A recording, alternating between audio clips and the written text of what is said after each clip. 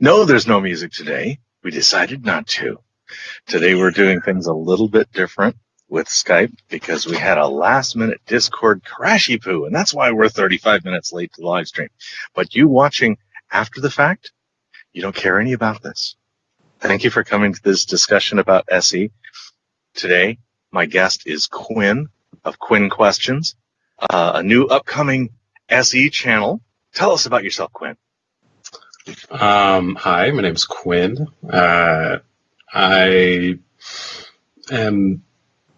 come from audio engineering and just the world of music. That's my main love and passion. But I've also been just kind of loosely interested in the skeptic community for maybe the past 8 years. Really big fan of Sam Harris, and I think he's sort of the one who got me into something like Street Epistemology before I even found Anthony Magnabosco. And then after that, I found Reed, and I really loved Reed's channel. Like, the concept of sitting down was just, I don't know, it somehow brought it to the next level. I don't know why for me, but yeah, and ever since then I've watched most of all their videos, and I've gotten into the other SE videos like Let's Chat and the activist SE guy, and just all the deep discussions. All these guys are really cool. Each has their own style. And yeah, I got bored in Corona period a couple weeks ago and decided, fuck it, I'll go out, wear a mask, see what happens. Excellent. Excellent. Have you had any responses of people saying, wow, you shouldn't be out there, even a mask isn't enough? Or Not yet. And I've tried like really hard to make it seem as okay as possible. Like I put hand sanitizer on the table for people to use. I like wipe down everything with disinfectant wipes, like all the mics after each session. I was going to put a plexiglass shield in between me and my interlocutor, but I kind of felt like it was too much. But with all that and me wearing the mask, no one's said shit yet. So, okay, yeah, I'm very interested to hear the public feedback on this, because I'm of the mind that wearing a mask and talking and that kind of thing should probably be good enough. I will probably, if I go out and set up, I'll probably set up on like opposite ends of a long table, like a park bench or a picnic table, or even two tables that are near each other. We're still making eye contact, but it's at 3 or 4 meters, and that just means I need long headphone cables. I think that's easy. Yeah, that's kind of, I'm building up to like setting up my own table. It would just be like, the reason I've done picnic benches for the most part is because like I just hike out onto a trail and look for a good picnic bench, you know what I mean? But yeah, I'm thinking about getting like a 6-foot sort of beer pong regular setup table, and then like putting headphones into the mix. So this backpack carries my entire audio kit. Nice. What's in there? Right now it's all deployed. The main component in the center is one of these mixers. Dude, I got a Zoom H6 for my audio mixing. Oh, they're awesome. Super portable, super awesome. Yeah. Reed is the one who suggested it. It's good. Yeah, Reed suggested Zoom, and then I looked at Zoom and I found that it had this nice little port right here, which connects right into the smartphone, well as this one runs entirely on USB. That's a fancy one. That's looking good. Yeah, it's $400. It's good. No trouble. Yeah. So I'm ready to go, and I haven't yet. All my public stuff is on Reed's gear. Anyway, questions for you, like when interviewing. Oh, the claim isn't coming up. That's interesting. Hold on. Brief fix. Is live show text the one tied in here?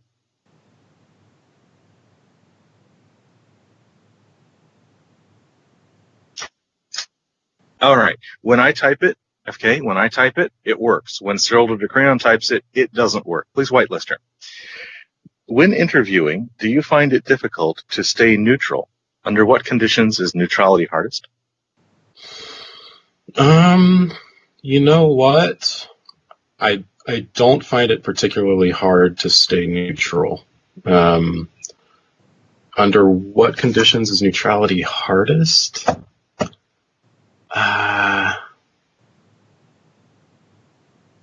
Let's see. I guess, neutrality for me is hardest when someone doesn't have some sort of adherence to truth and evidence. So, like, whenever I'm interviewing, I find the Tic Tac test or some variant of it to be a really important component of the interview, because it sort of dictates how much I'm going to like the interview. I think, because if someone says, if it is your truth, it is your truth. If that's their answer to it, I feel myself starting to become frustrated at the person.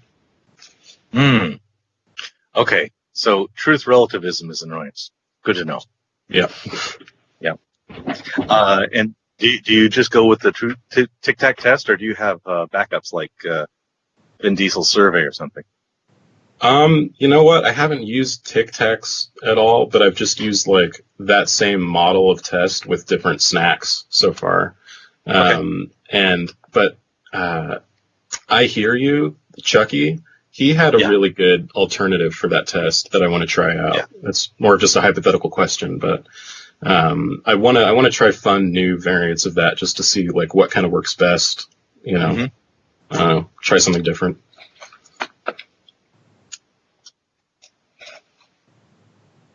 Do you have a minimum? Oh, good, it worked. Do you have a minimum goal or passing grade for an elenchus? How often do you fail to achieve that goal? My minimum goal is minimum goal. You know, I've seen these questions a bunch of times, but there's some that I like haven't pondered myself for some reason. Like this one. A minimum goal, I think. Just to notice some sort of introspection or critical review of their own thoughts. If I can apparently make someone think about their claim, that's a passing grade for me for the conversation. Okay. So as long as they go ahead.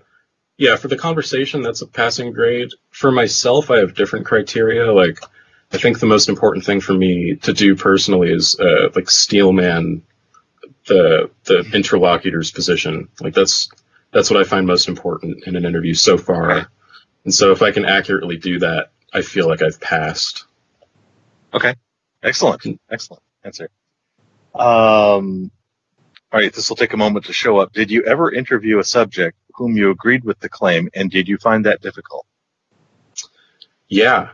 In fact, the hardest things for me were like, I mean, not even when I go out to interview, but like those SE sessions that ROM does, like when you guys like take part in these really hypothetical, I'm just going to steelman a position that I disagree with conversations. I find that kind of stuff really difficult because I find myself to be just like an actually ignorant person. And I think that's why my questions feel genuine, like when I'm able to ask them. And that, I think that's what makes my interviews run smoothly, is that most of my questions have some hint of like, I actually want to know, you know what I mean? It's hard for me to like pretend to want to know something, I guess. Okay. So if you do know something, it's hard to ask questions ignoring that you know. Yeah. Okay. Useful to know that. I don't actually. I find that just really easy. But steelmanning seems to come naturally to me. So it's I was remembering your particular conversation with I forgot, Murder Man Texas. Do you know what I'm talking about? Murder Man TX. You guys. The name rings familiar, but I don't remember the specific conversation tied to the name. Yeah, you guys had a whole conversation, and you were just like, you were putting on a great act of like how to of like a position that you totally disagree with. Like, I think it was that SE is bad or something. Yeah, Yeah, or it's disingenuous or something like that. And like, I have trouble even doing anything that comes close to that, but I still try. Okay. Oh, wrong button. Have any of your interlocutors ever lost their temper and abruptly departed? No, not yet. And I think I've gone out 4 times at this point, and I've had maybe like 18 interviews. So no one in the official, like, in my going out to do SE has anyone departed, but certainly my friends and family have like just stormed out of the room on me throughout my life when I'm doing something SE adjacent, Okay, yeah, that's an uncommon. How often when you're doing SE in public do you have a reasonable fear? This is a 3-part question. An unreasonable fear, or maybe stage fright?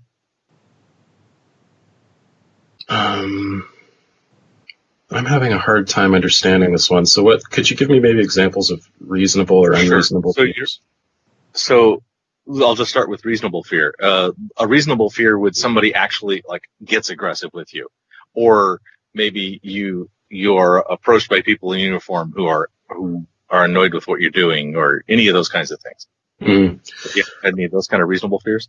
Yeah, so I've since had to take this video down, but I did an interview with like what I would call a conspiracy theorist, and he was like, before we did the interview, he was like just kind of pacing around in the creek below where I was sitting, and for like an hour and a half, he was just pacing, and then he came up and he was like, "Hey, what are you doing here?" And I was like, "I'm doing like interviews with strangers." And I was like, "Do you want to do it?" And he was like, "Nah, thanks for asking, but I can't show my face on this kind of stuff." And I was like, "Okay." And then he just like lurked there for about 10 minutes, and then we were just both being silent. And then he was like, "Fuck it, I have nothing better to do." And so he came over and sat down. And just the deeper that he started getting into his beliefs, and there were some times when I would question them, and I could start to see him get a little frustrated, and he wasn't wearing a mask, so there was just a few like concerns about, I guess, my safety, the appearance of what was happening, and his unpredictable mood. Yeah, is that the one that about 17 minutes space was fake? Yeah. I had to take that down because he messaged me asking me to take it down, but yeah, it's that one. Okay. As far as unreasonable fear, that would just be like getting the willies about where you are. You're out there alone, but there's nothing to actually be afraid of. You're just afraid of the unknown. Does that happen for you? I don't know if this counts, but I've had a fear of like my equipment getting stolen. Because specifically when I go like, there's this one location that's like a couple miles into a trail, and once it starts to get dark, like, I don't know, I had a slight fear of like someone coming to steal one of my cameras or something, or like a group of people coming up and jacking me or something. But I don't know if that's unreasonable or not, but that is a fear. Okay. And does stage fright hit you at all when you're doing this? No, not yet. I think it's because I set it up so that it doesn't seem like a stage to me. Like, it seems quite a bit like a conversation. Try to keep everything off to the side so that my interlocutor forgets that there's like a camera, Yeah, but I haven't gotten stage fright yet, luckily. I do get stage fright for other things, like if I'm going on stage or something for actual stage. Yeah, right. Like an actual stage. That does give me stage fright. Do you ever get into a situation where you feel that questioning a belief might do more harm than good? In a lot of those hypotheticals where someone's like on their deathbed or something, or if they're hanging on to, hanging on to this belief and it seems like if they lost it, they would hurt themselves or lose their job or some form of thing like that. Mm-hmm. That's really the only moment when I give someone a pass, say, of like examining their beliefs. I feel like everyone else is fair game. Okay, cool.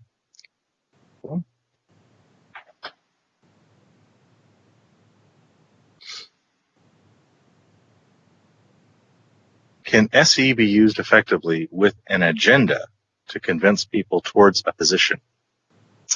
Yes.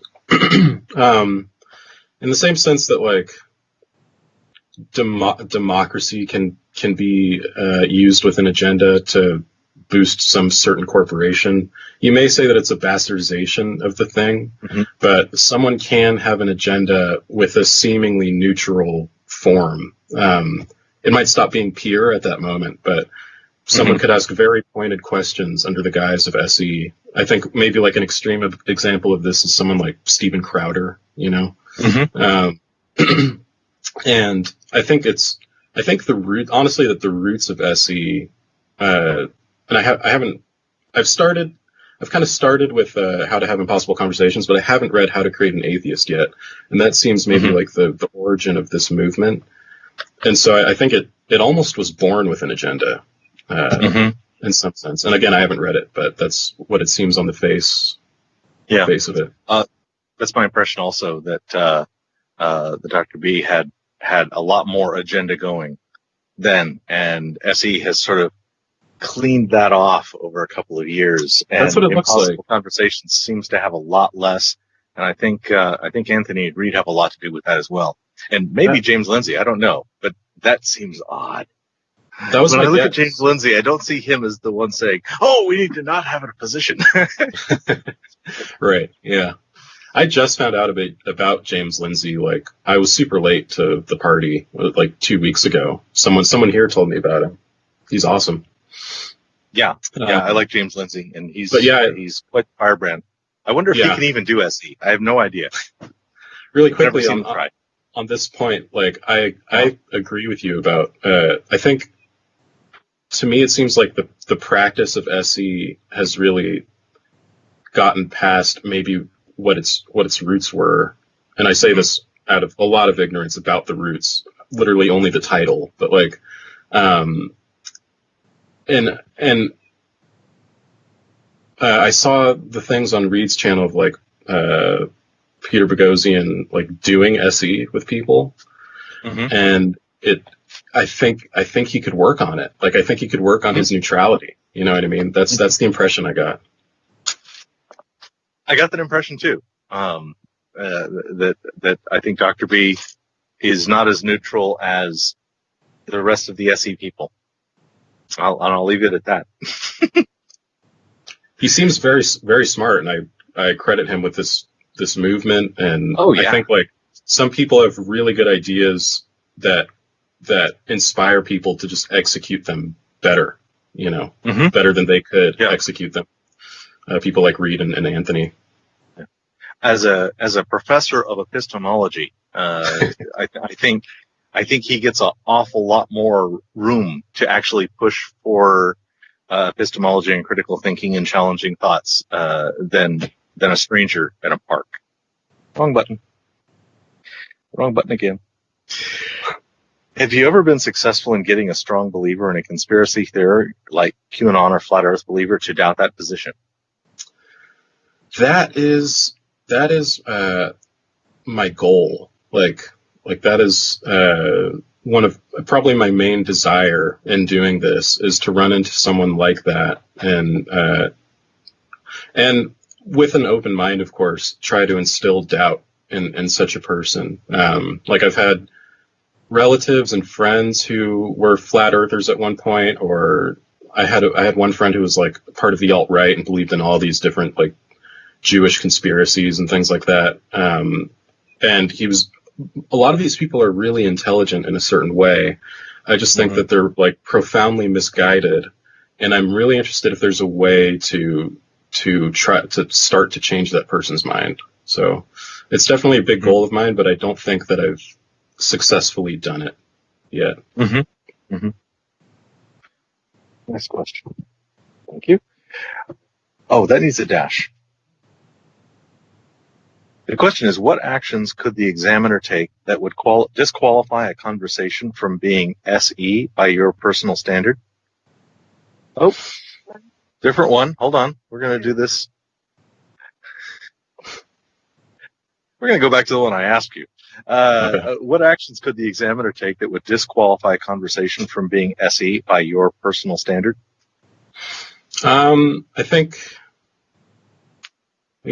personal standard is important just because I feel like there's maybe a spectrum of when something's considered street epistemology and when it's considered like maybe debate or proselytizing or something like this. I think just a personal standard of neutrality and compassion and kindness and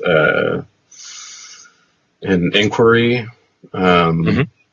More maybe a certain ratio of questions to statements, I'd say.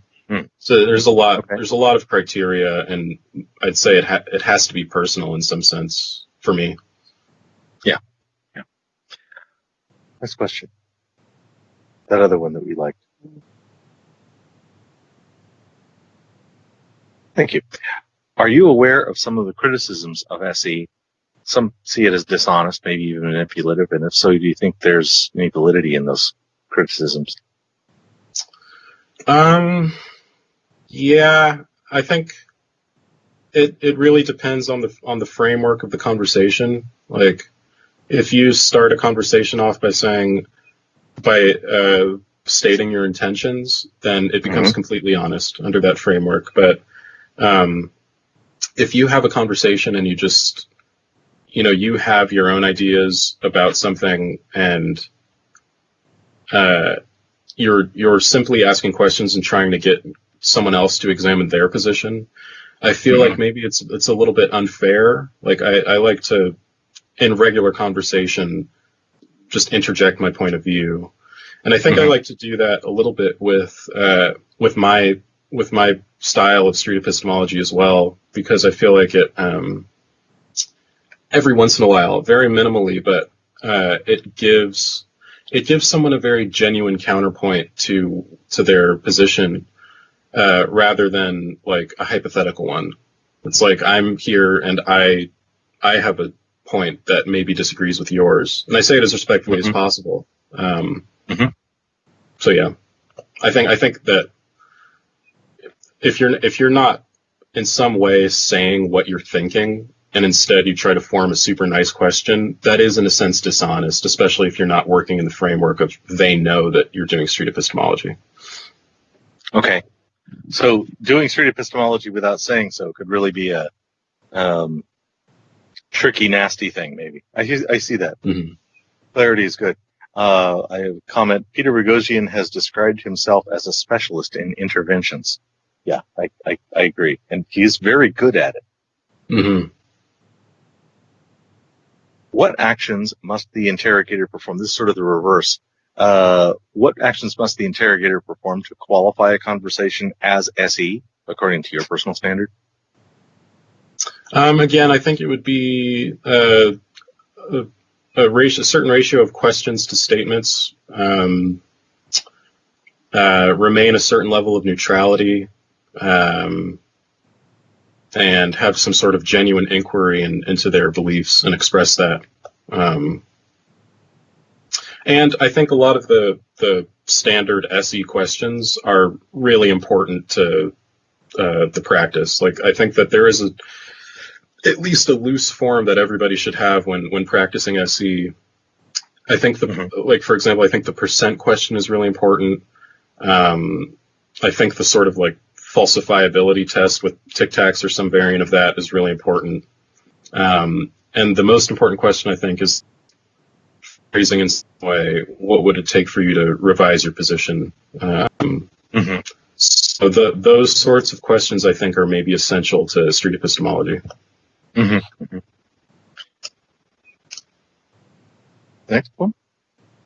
Without pushing into people's privacy, I don't want to ask you personal questions, especially about people aren't here to talk about it. Can you tell me how your intimates see your hobby of SE? Well, I haven't like posted it on my social media or anything yet, and I haven't told most of my friends, but like my immediate family and my closer friends know about it, and they see it as, I think they see it as something weird, but not quite weird for me, because they know that I've always been sort of like I've always been the person to like bring up a random hypothetical or like would you rather question or something like this. And in middle school and high school, I was like the annoying atheist who wanted to debate everybody. And so I think people sort of understand that like that this is just sort of a natural extension of what I've been doing throughout my life, I guess. Thank you. Yep. Do you think SE can be used to get people to reevaluate their moral priorities? If so, how does such an SE conversation differ from the one about factual claims or beliefs? I'm a big believer and subscriber to Sam Harris's The Moral Landscape, and I think that morality can be talked about and in the same scope that we talk about facts, scientific facts. And so if someone has a moral claim, I think we can examine it. It'll be harder because I think it's ingrained in most people that morality is extremely subjective and can't be, it's like this is for me, it doesn't matter what someone else does, just live and let live kind of thing. But I think that it can be examined, and I think that it might be more important to examine morality because it seems to be the basis of what a lot of people base their other beliefs on. And I think it's possible. Yeah, I think it's definitely possible.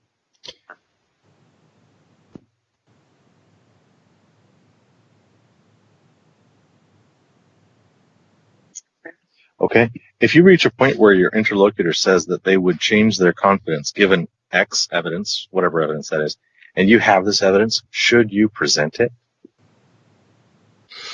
After the conversation. Oh, okay. So once you thank them for it, you've officially ended it. That's cool. That's cool. Yeah, I find this to be a difference between most of the experts and lay people that I ask about this say either no or, like you say, after the conversation. And yet in Impossible Conversations, it's actually recommended, which is, I guess, again, on that intervention side of Peter's position. Mm-hmm. Yeah, that's interesting. That's a really good question. I don't know the answer to like what would be best in changing someone's mind. I just figure that if someone says that X amount of evidence will change their mind, and you present that evidence right away, it becomes a bit aggressive, and I'd imagine that their defenses would go up immediately. And so to maybe say like, hey, here's some evidence, I could send you something, take a look at it, when you don't have to look me in the face and tell me that you're wrong because of the evidence that I presented to you. Yeah, exactly that point. Exactly that. If there's is there any claim that you would refuse to examine?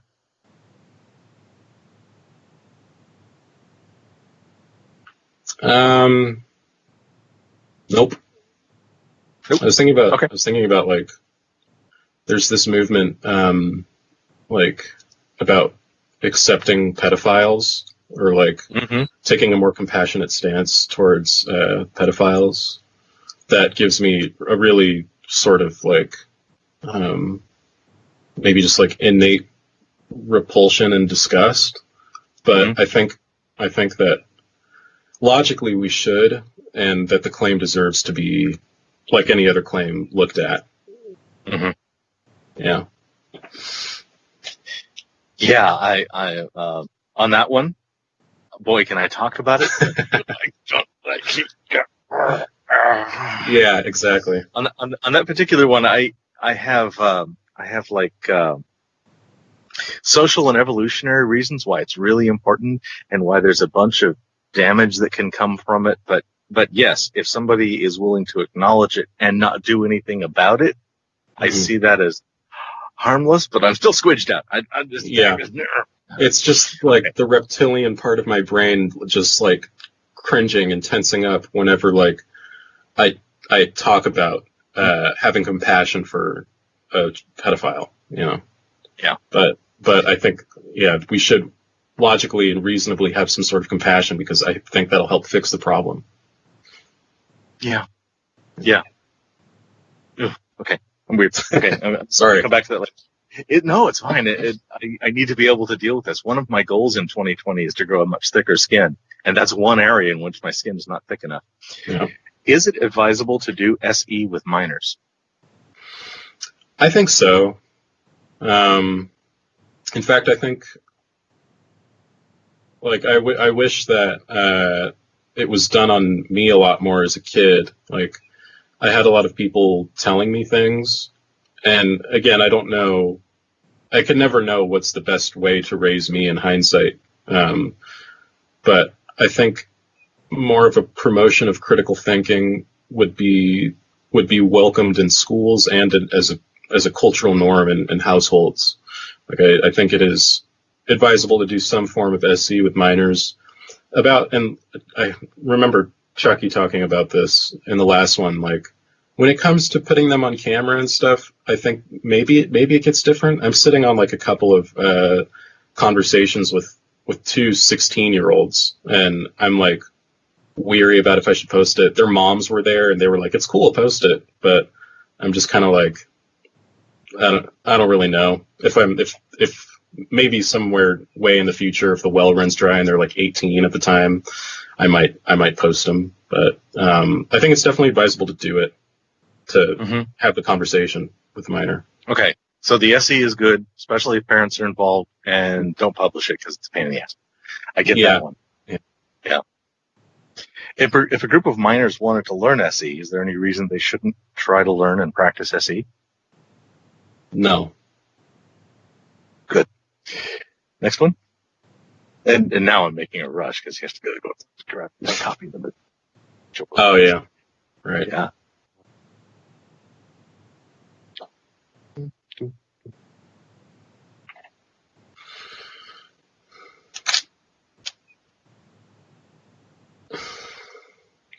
Boom, there we go. Have you lived or visited anywhere else long enough to notice a difference in tempo and summary in rapport? Talking about regional differences in the way we speak and communicate about rapport. I've lived in California all my life. The only place where I spent like a whole summer that was really different. I've been to other countries briefly, but to really soak in and notice a difference in language and how it works, and like how important it is to a place's cultural identity is Hawaii. Like, I spent a whole summer in Hawaii, and I learned just quite a bit about how like pigeon works, and like how it influences their lifestyle. And I don't know. It would be hard for me only spending that limited. I mean, I've gone other times, but for lesser periods of time. But it would be hard for me to make a claim about like how they might view something like street epistemology, or how, or what exactly. I can articulate exactly how they're different from us. I have a few different ways to characterize them, but I definitely notice a difference in rapport and tempo. Yeah. From there to California. Have you ever changed a fundamental belief yourself after doing SE with someone? Yeah, throughout my life, a few times. I've gone back and forth on the God belief. Like, half of my family is Christian, and my grandpa is one of the wisest people I know, and we've had long, drawn-out discussions over chess about God, and he's changed my mind. One of my friends, I went camping with a group of friends, and we took shrooms, and I had like this, he told me about his conception of God, and that was really powerful for me, like more of a source kind of thing. people have changed. Someone changed my mind about abortion. For a brief time, for whatever reason, when I was younger, I especially took pride in like having a conservative stance on something because I thought it made me different from all the other liberals that I was grouped with. And I was like pro-life for a while, and someone kind of like intellectually slapped me, and I realized that was wrong. Like for me, that belief didn't really make sense. Kimberly, please make a note to hit him up. I want to understand that one. It would be really helpful for my steelmen to understand the bit about abortion. I don't want to I don't want to go down the rabbit hole today. Okay. I want to understand that better for my steelmanning positions. I'd love to talk about it. Yes. What are the main motivating factors for publishing your interviews? Definitely. So I have about 18. Some of them I've like deleted because I'm really disorganized with like my hard drive space and all this other kind of stuff. But I have more or less like 15 of those 18 interviews just collected, and I've only published 5 because there's a certain. I personally see Reed and Anthony's videos as a form of entertainment. And there's something really powerful, of course, going on behind the scenes. But I see the debates between different people as entertainment. I see a conversation as entertainment. I see podcasts as entertainment. And so the main criteria for me is how entertaining is it, honestly. And, there's other criteria like how well did I do on the SE? How well did my interlocutor do with it? Those are the main 2 criteria I have, or motivating factors. Oh, what is your confidence? Go ahead. I think I didn't really answer the question that well. The motivating factor, okay, like why do I even want to have them up? Another good reason is practice. I like to watch them back, and I like to see other people's opinions on what I could have done or different questions I could have asked. So far, it's been helpful. So that's another big one. Helpful to what? Helpful to who? Helpful to like conducting conversations and interviews in the future. Like people have had really good. Okay. So it's a learning tool. Yeah, it's a learning tool. Yeah, learning tool, feedback tool. Excellent. Yeah. Excellent. Oh, not that one. This one. That one. What is your confidence that your practice of SE is good for, and this is a 3-part question, for society? That's the first one.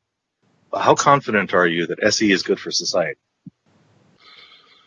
I am 98% confident. I think it's really good. Okay. Yeah.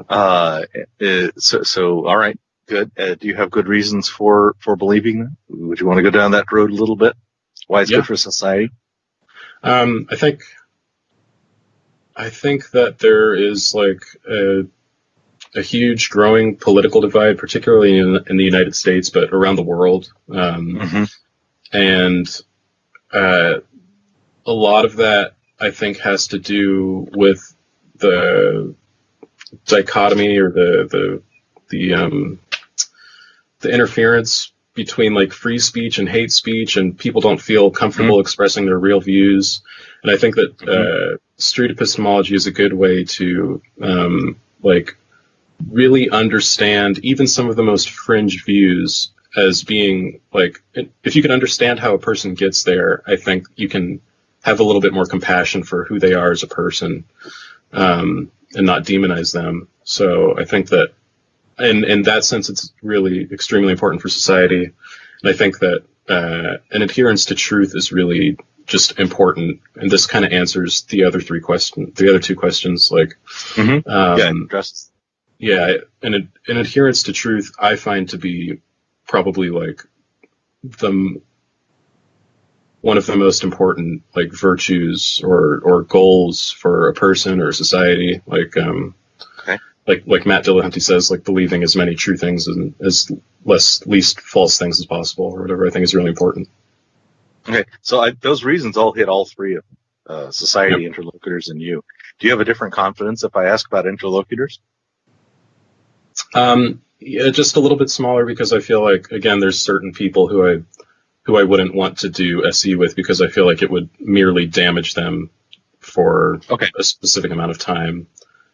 Yeah, there's some people who I think are on too shaky of ground to be challenged. Okay. And how about for you, Quinn? Is it good for Quinn? I haven't thought about that. Asking how confident you are that it's good for Quinn.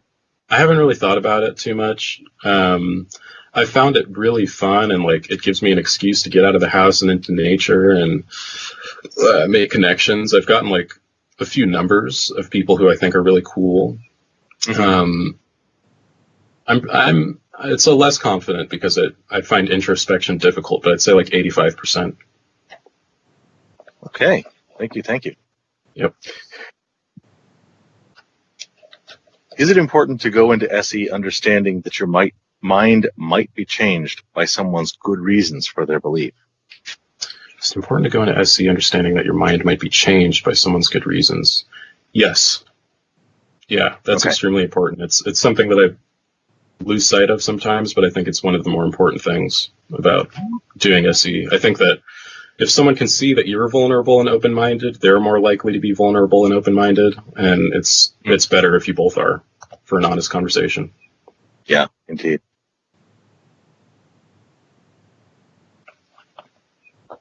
Have you ever been emotionally moved enough in an elenchus that you needed to take a break before you were ready to do another interview?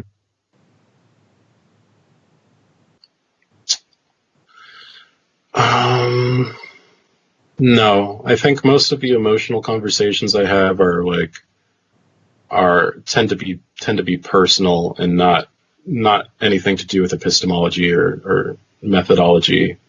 But I'm able to separate people and ideas when I'm talking about specifically their methods for getting into to a certain belief, I think. Mm-hmm. Okay. How do you indicate neutrality as opposed to non-attention? Non-attention would, in my opinion, have a lack of what I know is steel manning. Like, if you can't repeat someone's position back to them better than they can, or at least as well, you're probably not paying too good of attention. If personally, I think there's cues that people use to indicate that they're paying attention as well, like just going, okay, whatever you choose to do. I think that all these like verbal and physical cues matter. Yeah, that's about it, I think. I'm remembering a line from a movie, The Death of David Gale. I hate it when you actively listen. It makes you think you're not listening. Oh, I can listen and actively listen at the same time. That's good. What is it? What is that from? The death, or was the life and death, or the death of David Gale. It was a Kevin Spacey film done about 15 years ago about capital punishment. Is it good? It's a weirdly structured movie. I enjoyed it a lot, but it is not for everyone. Yeah, it's very wedgy issues, and it's very confronting. Okay. Yeah, I'm into it. When would you abort an elenchus? Well, I noticed when watching back, and this is something I'm trying to work on, I abort whenever people say that they can't be moved from their position with any amount of evidence or any. I usually ask that question towards the end in formal, more or less SE interviews, and when someone says that there's nothing that they could learn or experience that would change their mind, I just instinctively think, well, there's nothing to do here anymore, and that's when I abort. I would also hypothetically abort if someone started getting violent. Comment: pro-lifer, you should never abort. Sorry, different concept. Full circle. That was good. Yeah, indeed. Whoever that was. I actually, yeah, Ragnar, definitely Ragnar. I love it when somebody says they're 100% certain and they can't learn anything else. Mm-hmm. That just allows me to go down a particular path with them. I know it's going to be a long one. Okay. It's the path of all the little skills I've learned in being able to get hypotheticals through even that condition.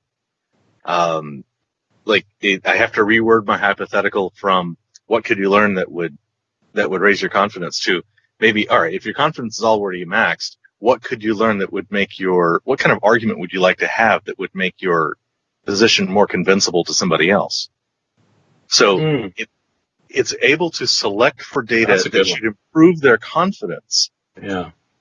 And still explore what their gap between that and something like perfect knowledge, because now we're talking about how they would convince somebody else.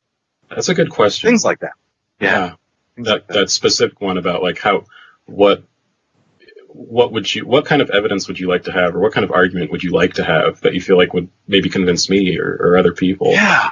That's really good. Yeah. Well said. Hello? Hold on one second.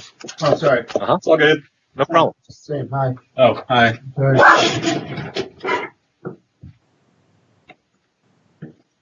This is we planned this in so that we would fool you into thinking this was a live show.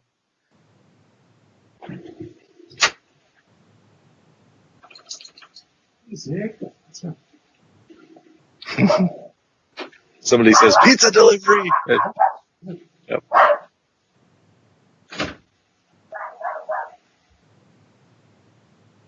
Just doing an interview over there. Oh, I didn't know. Sorry. Online or in person? Online. That's what's next. Sorry about that. Yep, no problem. Well, yeah, Well, thank you for doing that on cue. I was just telling everybody we planned that in so that they'll be fooled into thinking this is a live conversation. Perfect.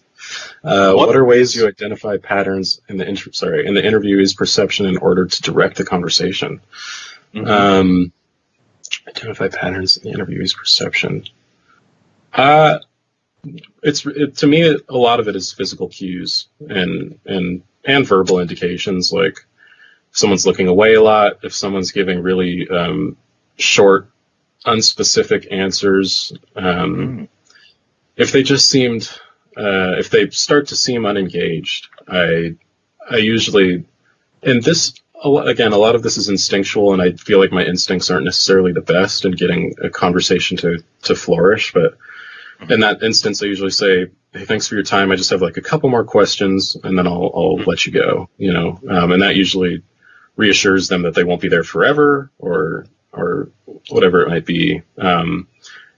Anthony had a really good suggestion that I should stop stating, like, I'm going to ask you 2 more questions, and ask them if I could ask them more questions so that they feel even more. And I think that's a really good tip that I'm going to try to do from now on. That also improves your question statement ratio. Exactly. Yeah. Full circle again. Active listening. If you could take medication that would render you emotionless for the duration of an SE conversation, would you take it? Now, let's assume that, of course, it's perfectly safe and all those other things, doesn't have any side effects. Dude, I asked this question. This is my question. I believe you. I believe you. This is meta. We stole it. We liked it, so we added it. Hell yeah. I think it might be my only pride and joy in this question world, but no, I definitely wouldn't. Like I said, I think it's really important to express some sort of vulnerability. And that doesn't mean necessarily you have to be like animated. I think there's people from Ty on Let's Chat to Reed. There's like a spectrum, and I think both of them are genuine and vulnerable. It's just that they express different kinds of emotions, I guess. I would say, but I think it's important to have them so that you can relate to your interlocutor. I'm thinking if we do come up with a drug like that, we'll have to measure it in Milanese wonders. And what? In Milanese wonders. Milanese wonder. 1 Milanese wonder reduces your His last emotional name. expression by. Took me a while to get that one. That's good. Okay. Read Ilium, he says, please consult your physician for personalized medical advice. Always seek the advice of a physician or other qualified healthcare provider with any questions regarding any medical condition. Never disregard or delay seeking professional medical advice or treatment because of something you have read on the website. Who typed that? Indeed. FK did. That's good. Good one. Okay. I'm seeing this one that we've already done. I thought we did the other one. We've already done this one that you posted. Also, it would need a dash. But give me a different one with a dash.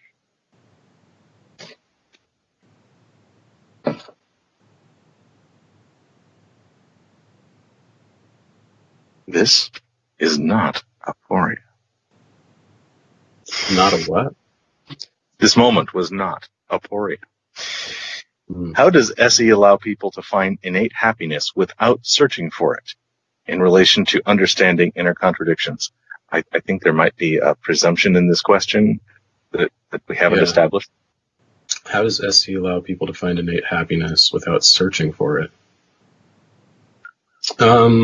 I guess, like, it can allow people to find happiness in the sense that I find that there's a certain happiness when my beliefs match up with reality, or I find that I have good reasons. The more reasons I find to match with my beliefs, I think at least the more comfortable I am.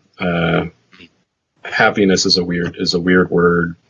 It's kind of, I don't know how to describe it, but yeah, I think in that sense, if people get more of an understanding and they don't have that cognitive dissonance that keeps like hurting them. I've experienced that too. Like when I feel like I have to believe something and I don't really know why.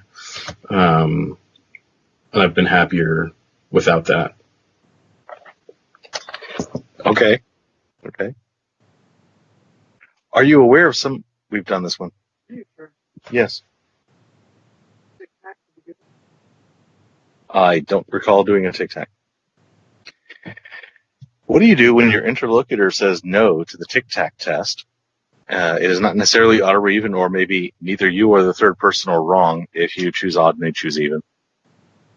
It's happened twice. One, and what they both said was there could be, and I did it with peanuts. I'm trying to mix it up. I did it with peanuts, and they said there could be a third of a peanut in there, or half of a peanut. Blah blah blah. What is a number? What is an integer? And I always just have to. What if they're whole numbers? And then that actually did one time, and it's an interview that I'm going to post. It's like the first Christian. It's the first and only Christian that I've talked to while doing this who wanted to talk about, at least who wanted to reveal that to me. And when I said, she said, "Is this a trick question?" And I said, "No, it's relatively straightforward, but I'll tell you where it's leading. It's just, if you guessed odd and I guessed even, some people would say that it's just my truth. Some people would say that I could claim that it's just my truth that it's even." And she agreed with that and said that, I walk in my truth. There's a merit to having faith. And then that's where that went. I asked her what her definition of faith was, and we continued down that path. Okay. Yes.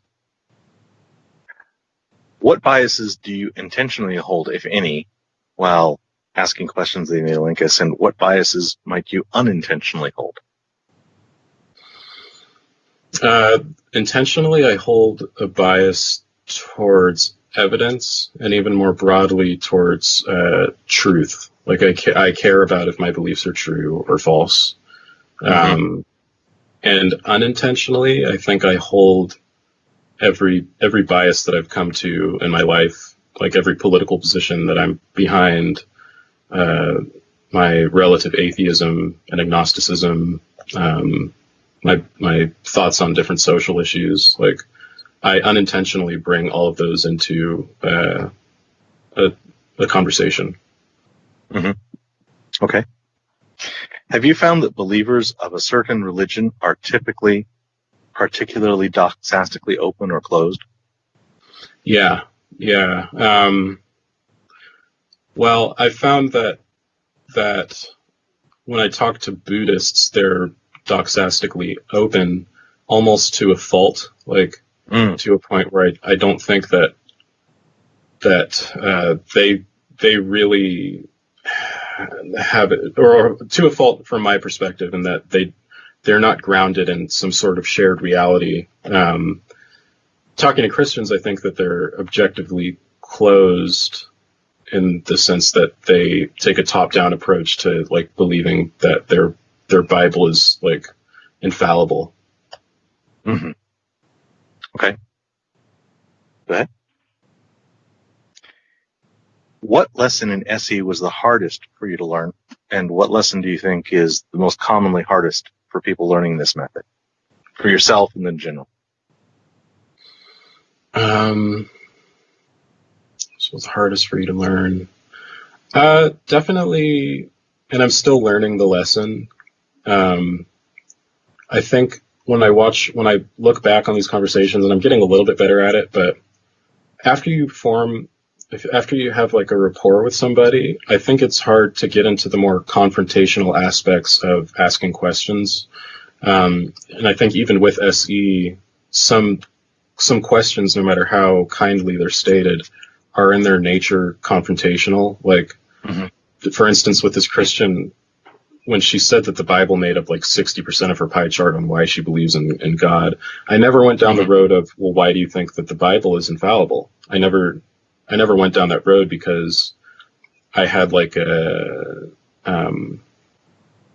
social fear, you might say, of like ruining our rapport. Had she established that she thought the Bible was infallible? Yes. By that point? Okay. Yeah, she has. Definitely. Those things are confrontational, and I think it's not a question of... I think it's a question of the balance of rapport, just like you say. You might be able to get away with it, you might not, and that's something you just learn how to stay on positive rapport with it. Yeah, I think there's a balance to it. Yeah. Every once in a while, what? Every once in a while I fail. I step on it. I figure if I have better than a 90% chance of getting to the end with positive rapport, that I'm probably not taking enough risks. Mm-hmm. Yeah, and I think like there is a balance to like rapport and asking the more challenging confrontational questions, and I think I'm a little bit too focused on having a natural, fun conversation than I am like really digging into the interview, and I'm trying to just find a more natural way to ask more confrontational questions, I guess. Mm-hmm. Do you have a favorite category of claim? Are there claims you dread to confront? My favorite category is I have two. Broadly conspiracy theories, and also like the gender sex debate. I find that one really interesting. Okay. So you find somebody with a sex and somebody with a gender and make them debate? No, it's not what I meant. That would be interesting. As for claims that I fear or dread, well, again, there's a few interviews that I'm sitting on, and like I said, I think entertainment is a big factor in why I post anything at all. Like I want people to watch it and enjoy the conversation. I don't want people to be bored, and so I really dread, and this has happened like 3 or 4 times. People have come to me and said, and their claim was like one of them was kindness is good. One of them is communication is good, and the other one was like we have a positivity bias, which was a little bit more interesting. But like all of these strike me as a duh, and I think because of that, the conversation just wasn't interesting. Okay. As long as it's interesting, I don't fear or dread it. It could be anything. Okay, cool. Do you think it's significantly harder or easier to have SE conversations in certain cultures or some cultures or in various cultures? I'm not sure what the certain means in this case. Yeah, I think, I think like me personally having conversations in different cultures, there's a bunch of roadblocks like a language barrier. But as for like in a closed system, could somebody in a certain culture, if they're a part of that culture, would they have a harder time doing SE? Yeah, I think that there's some cultures that are, by and large, more religious than like even anywhere in the United States, and you would have a really hard time practicing SE. Like a violent, horrible time practicing SE. And I think that there's even cultures here that are that would find it even more weird than like people find it where I'm from. But again, I can't really be certain. That's just my assumption, like, based on what I've seen from other cultures. Yep. How often do you modify your own confidence in a claim during or after an elenchus? And have you ever had a greater than 50% confidence shift in yourself from an elenchus? Yeah, again, like nothing, none of the, since I've like started doing SE, nothing on camera have I really changed my mind. Well, actually, I talked with a couple about polyamory, and one of the partners told me all these interesting facts that she read about how societies worked in the past, and different ways that were related to different creatures who are apparently more polygamous or polyamorous in their species. And then the dude also made a good point about like the function of marriage traditionally in society, and how that really promotes monogamy. And so I learned quite a bit more. And I think maybe that might have produced a small shift, but most of the bigger ones happened like just with conversations with friends, and they've gotten me to like really change my belief again, like in God. It's happened a couple times. I really enjoyed that that interview with the poly pair. Thank you. Maybe pair isn't the right term, but I really enjoyed that one. I think I saw a lot of relationship energy all over that one. The way they were pretending to each other.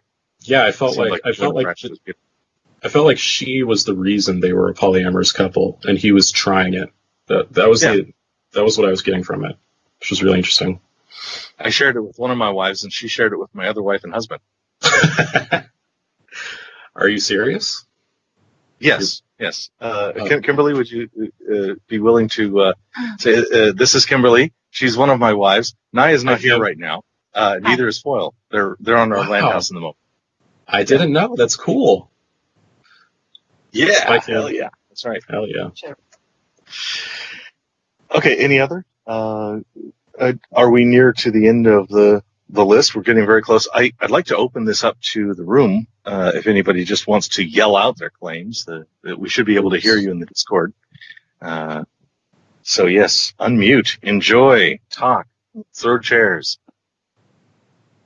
Does anybody want to pop up with something? In the meantime, do we have anything less than the list? That was it. That was That's the. your experience.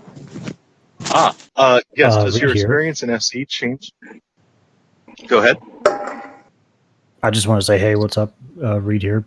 Have Hey, Reed. we spoken before? Just want to say, big fan of your channel. Been loving it so far. Oh, thanks, man. That means a lot coming from you. You're the main influence on this channel, definitely. So thanks a lot. Awesome. It's just great to see, more public park SE. Loving it. Yep. I miss Reed it. style, sitting down with chairs and microphones. It's Reed great stuff. style. I've been trying not to All that copy him stuff as much is, as I can, and it's hard because his the way he edits his videos and sets it up and all this kind of stuff is really like clean and cool. And so I've just been like, Yeah. I've been intentionally trying to be different. And like, I don't know if it's good, but I don't know. It's just hard. I think Speaks he's to using the a good job slightly he's done. different shade of light green, and the rounded corners on do seem to be read like it, but they might be of a slightly different radius. I'm unsure. Yes. Yeah. Thank you for noticing. Indeed. You gotta keep it up. Does your Thank you. yes, thank you. Does your experience in SE change your communication style outside of SE? If so, is this uniformly good, uniformly bad, or a mixed bag? It's hard for me to introspect, but I would say that like my style of conversation has changed more since watching SE, more than it has changed since doing it. Okay. Well, yeah, definitely. Like since I've started watching Anthony and Reed and all these other guys, like I've had more of a proclivity to asking these kinds of questions. Mm-hmm. Mm-hmm. Have you experienced an interlocutor that was dishonest about their position in a context where steel manning is not specifically welcome? Just for clarification, I use steel manning to refer to the long where I'm actually arguing a position, and I use reflection and mirroring for handing them back their own position in the short version. So I used to call it short and long steel manning, and that was confusing. So I just call it reflection and mirroring for the short version. So, could you explain that one more time? Sure. When I steel man a position, that means like I'm going to play the interlocutor, and you give me a something that I probably don't believe, but you know, so whatever. It's contingent on whether or not you agree with it. Argument. Right, and it might be that you don't know whether I agree with it or not, and the trick is that you wouldn't be able to tell.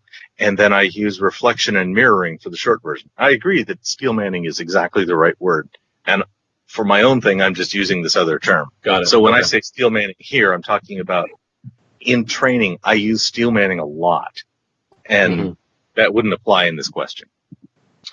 I can only say if I've experienced an interlocutor that appeared to be dishonest about their position, and one of those was someone I interviewed named Kat, and she was just kind of super nebulous and vague about her conception of a soul, and her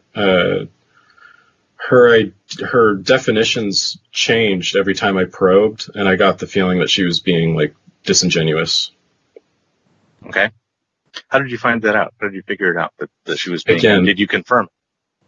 I can't be absolute or say I've confirmed, and I don't think that really anyone can really claim 100% that someone else is a troll.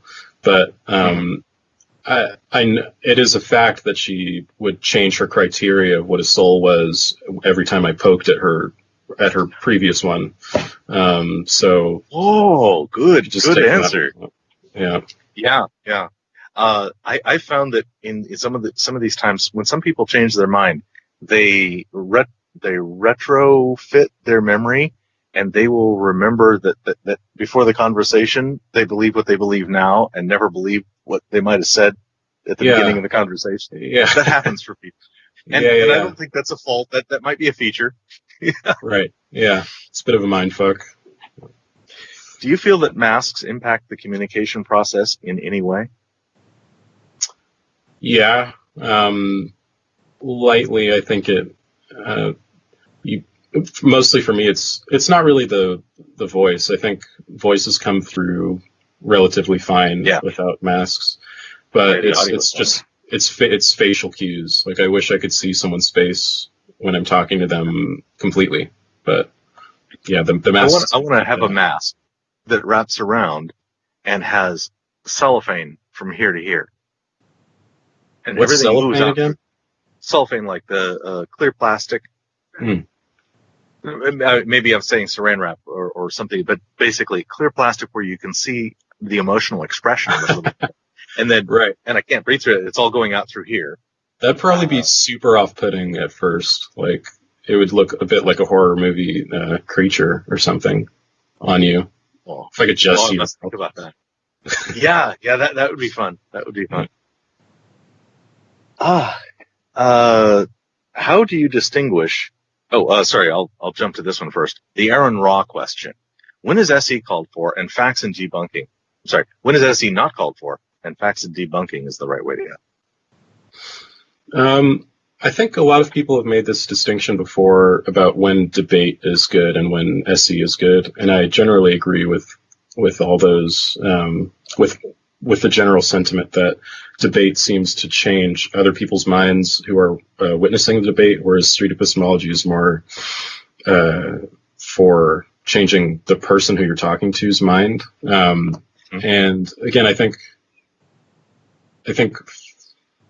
there are different people. I think it also depends on the person. I think some people are more receptive to street epistemology and some are more, maybe they have a bit less ego tied up in their beliefs, or they can separate their ideas from who they are as a person. So if they're presented with facts and debunking, their walls won't come up and they can change their mind in that way. I want to be that person. I hope I am. Me too. I think it's hard. I'm not that person yet, but I would like to be. How would you distinguish if your interlocutor is being honest or not? And FK, I love that picture. If there's a way that we can throw that in the guest plug or something. Before I do that, before you change the guest plug, this is Quinn's channel. He has 5 videos up right now. More to come, sure, in the future. Sure. That's a lovely thing. Yeah, so the question is, how do you distinguish if your interlocutor is being honest or not? It's hard. I try not to assume that anyone is trolling. But some ways that I can tell is like when someone seems short or confrontational when they're challenged in particular. Like, for instance, I'll go back to Kat again. She was like, I think everything has a soul. And then she said, yeah, everything. You, me, the rocks, the trees, the animals, the snake that I blah, blah, blah. And then I said, what about these microphones in front of us? And then she said, no, I don't feel like these have a soul. And then she said, but they're made of rocks. Yeah. And then she was like, but I feel like there's some microphones that I've met that have a soul. And then I asked her what a soul is, and she said life force energy. So things that are alive. So when someone's definitions are sort of like being bounced around just so they don't have to challenge themselves at a question that you ask, I feel like that's an indication that they're being dishonest. Okay, very good. Okay, thank you. The masks. Here's a picture of somebody already had the idea. Yeah. I don't know. Isn't that kind of creepy? It's like Hannibal Lecter-esque a little bit. Maybe. Yeah, I could see the Hannibal Lecter. It could be a thing. Yeah. These are deaf-friendly masks that have been in use, especially in the medical field, to communicate with patients so that they can lip read, basically. So it's not new at all. Deaf-friendly masks, so to facilitate lip reading. That's fantastic. Yes. Is there anyone famous enough that we probably both know them that you would like to have as an interlocutor, and maybe on what claim?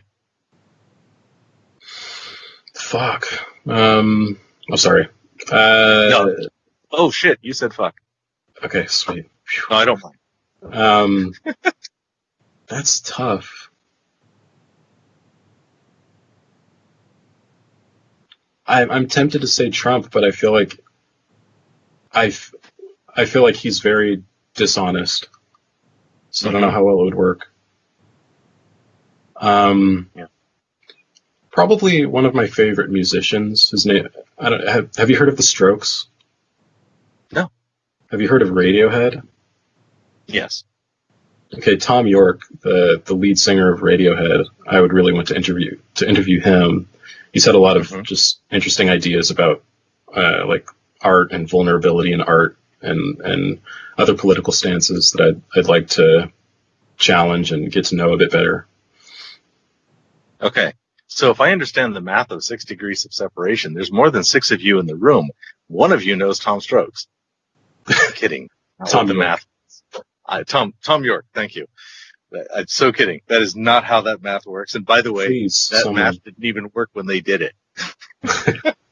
Happy to talk to you about how that wasn't the right answer. Who was at the epicenter of that? Was it Kevin Bacon? That was an example because there's a game because Kevin Bacon has worked across the industry so much. There's a game called 6 Degrees of Kevin Bacon. Yeah. The whole 6 Degrees of Separation started with, okay, here's a letter. See if you can get it to somebody whom we're pretty sure you don't know. Mhm. And they said of those that got to their recipient, the typical number of steps was 6. That, by the way, does not lead me to think that there's an average of 6 between people, because a whole lot of the letters didn't get to the recipient, so the number was more than 6. Anyway. Oh, okay. Yeah. Yeah, I think there's a statistical whoops in that Right. that analysis. Yeah. Indeed. Okay, we are well over an hour.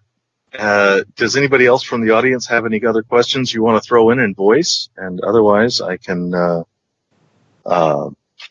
You're pointing me at something. Oh, we did. That was the one. Oh, yes. Okay, that was the reverse of the prior one. That's why I got confused, because it looks so similar. Is there anyone famous enough, we probably both know them, that you would refuse to interrogate? Nope. No? Okay. I sure would. Who? Anybody who is both powerful enough to, if I cornered them and we had bad rapport, that they could really, really hurt me. And That's a hurt good me point. doesn't mean, Kim Jong-il or something like that. But that's why I would go nowhere near Donald Trump. Yeah. Just no. That's a great point. I didn't think about that. Yeah. Maybe Trump. Yeah, maybe Trump. Could SE be co-opted by bad actors for nefarious purposes? And what would someone have to change about SE to make it nefarious?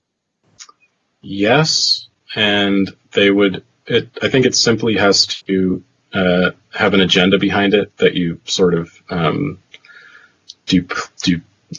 the word? Disingenuously add in to you practicing SE. I think that I know Steven Crowder doesn't call what he's doing SE, but it's just an interview. It's an interview format where he asks questions, and I find it to be very nefarious because they're all leading questions. So they're all leading questions, and boy, does he not stay neutral. He just But he likes to keep this appearance of neutrality, I'm just changed my mind, or just two people having a conversation. I don't know. I kind of hate it. Mm-hmm. What advice would you have for people familiar with SE but are reluctant to actually use it? I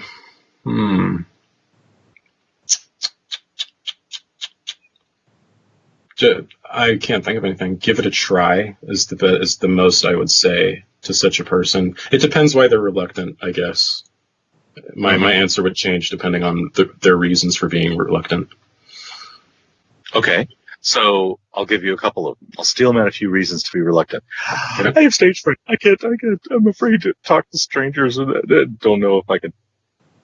How about that? That would be just try it, and I would tell them that I have stage fright as well, but when it comes to just sitting down at a table and you have, you can end the conversation at any time, it seems to be much less scary. That's what I would tell them. Okay. Somebody's asking, I'm sorry, can someone redefine what SE is? I'll be happy to give it a show, but you want to give it a go at defining street epistemology? I think you'd be much more suited for this question. Okay. Street epistemology is based in Socratic dialogue from about 2,500 years ago, but with a lot less hemlock, because we are much more concerned about having rapport and repeat conversations. These days, there's so many people that are on way opposite sides, and they will look at anybody who's in their opposition and disqualify them completely. The barriers to communication and listening are up so high in our modern world that we have to figure out the most effective way to get over those barriers. And what we found is that pushing back, being almost completely neutral as we can manage, and hearing them out completely, and then just looking at their epistemology, that examination of epistemology is often enough to have them shift a little bit. And that's the goal. It's not that we're trying to have them change their mind, it's that we're giving them an opportunity to say in type 2 kind of slow, careful thinking what their position is and why they think so. And oftentimes they will end up shifting their own just from the reconsideration, just from the process of analysis. Yeah, that was good. Thank you. Somebody else says, this is a quote from Anthony. Thank you, Ragnar. SE is a way of using questions to explore a person's claim without the individual becoming too upset or defensive. Having a person take another look at their views to see if they are justified in being sure that it's really true. I like that. Yes, and the person who asked said, "Oh, yes, I do the same." And I asked them to state their foundational set theory of philosophy. Thank you. Foundational set theory of philosophy. Okay, that's a good way to say it. Yeah. All right. So is there anything else that you would like to tell me and my audience and maybe ask any other questions? If you have questions for me or questions for them? Well, I think relatively to some people new to the SE community, but I really appreciate what you're doing in particular. Like, I think that you're just, I don't know, you seem to be like the hub for just cementing SE as like as a practice and getting the community together and all this kind of stuff. So very, very, Wow. very admirable stuff. If I am, it's only because there's more important spokes that are pointing at me. It's not because I did anything to earn that position. I just really appreciate the support that's going on. This has been quite the fun little ride. Thank you for that. All right. Yeah. So, let's see. The guest plug is back to Quinn Questions. This is your YouTube channel. Thank you for putting that out. And I am subscribed with a bell with a dinger with the extra of the Yes. Tell Me Now. That's a wonderful thing for the Quinn Questions. If anybody has any questions for you, Quinn, are you easy to reach? Yeah. I mean, you could send me a Discord DM, or you could even send me a message on YouTube. My social media is pretty private and stuff, but yeah, I'm on Discord semi-frequently, so you can hit me up there. I'd love to talk to anyone. How do we know who you are on Discord? Are you Quinn on Discord? I'm Near, Near. I'm often in these conversations, in these interviews and stuff. Yeah. Okay. Thank you. And then I have a friend who's looking for a microphone. Are you the kind of person that they should ask about looking for microphones, especially for recording instruments? Yeah. Maybe. It depends. I feel like I'm always learning when it comes to what the best microphones are for specific situations, but if he's a layman, then I feel like I could definitely help your friend. Yes. Yeah. Layman on microphones, not layman on musicianship. Okay. Yeah. Okay. Thank you. Thank you. Yes. Anthony says, "Hear, hear, Near." A rhyme. Thank you, Anthony. Indeed. One of these 5 channels is Anthony's.